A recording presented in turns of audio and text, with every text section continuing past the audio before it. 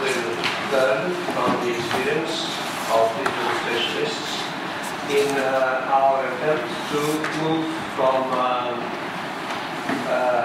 the current assessment model towards a model of assessment based on the evaluation of learning outcomes. When we speak of learning outcomes, I think that there are several perspectives possible. We are sometimes in a logic of the state system where we have national examinations and the universities can be ranked according to the results of the national examinations. However, only for few professions there are national examinations today. For instance, in order to become a magistrate, you can present, you can sit an examination with the National Institute of the Magistrates in Romania, but you can also participate in a competition for a position if you have a 5-year seniority in the locality where the court is. So the system is not tight and it doesn't help to rank universities according to a system which is completely open. In other professions, there are not even national examinations. Dynamic economy needs a lot of emergent professions for which you cannot even dream of such a heavy system of entry qualification. There are other systems of evaluation in the tradition, but I think that they are not reliable enough. We can speak, for instance, of the ratio of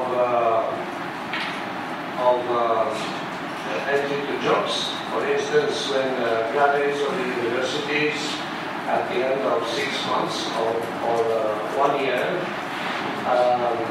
are rated by the number of people who are jobless or have a position. The average in higher education after a year in Romania is already 60%. So we cannot hope to rank universities by such shallow margin between 60 and something like 80%. There is a large project in Italy which unites 47 universities. It is called Alma Laurea. 47 public universities participate in the establishment of a database of their graduates. The graduates fill in their personal data into the system, and the employers pay for access to this database. The database allows to keep track of employment rate of the graduates over already a long period. And I have seen the statistics of this project, Alma Laurea. It shows that in Italy 85% of the students are employed after 1 year with an average salary of 1,100 euros. And of course you can have split tables describing the situations by fields of activity and level of education, for instance, bachelor, master, etc. But I have my reserves because I do not think that there is a ranking of universities simply by the employment rate, and that the employment rate is different according to the economic situation, to the field of activity, to the specific perspective of the national economy, etc., etc. So we should moderate much too many factors that it might be useful. Now, the evaluation systems have, especially on the entry data and to some extent on the process data. If we have to switch to a measurement of the output, then we move to important changes. I think that the evaluation work in a university has to take into consideration many factors.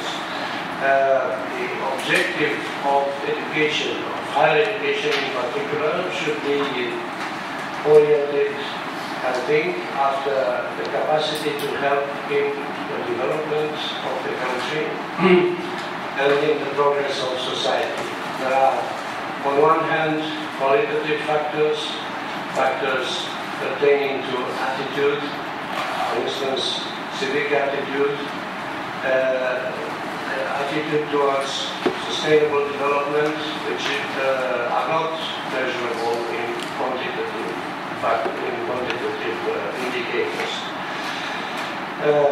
The future of a society can be endangered by many factors, but it is the resilience and the capacity of the society to react to challenges in the environment, which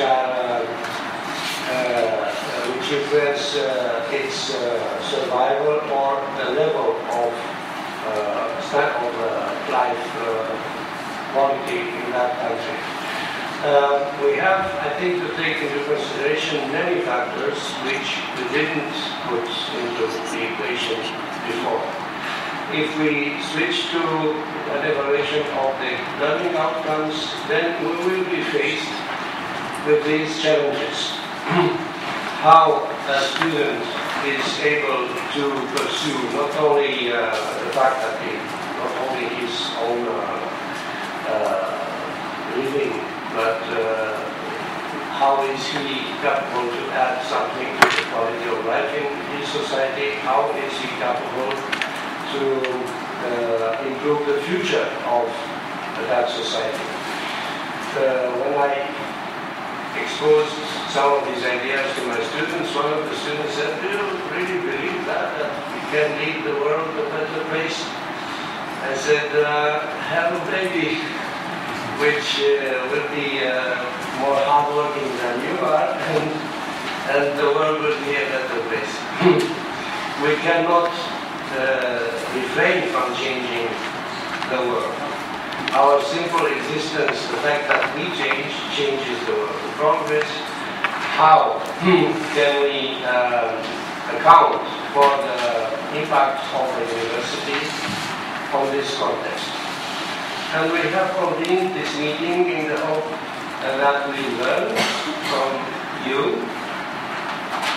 and that we are all concerned by the same topics. The Quality Assurance Agency of Romania is represented here by Professor Deschidere. Sorry? Deschidere. Sorry.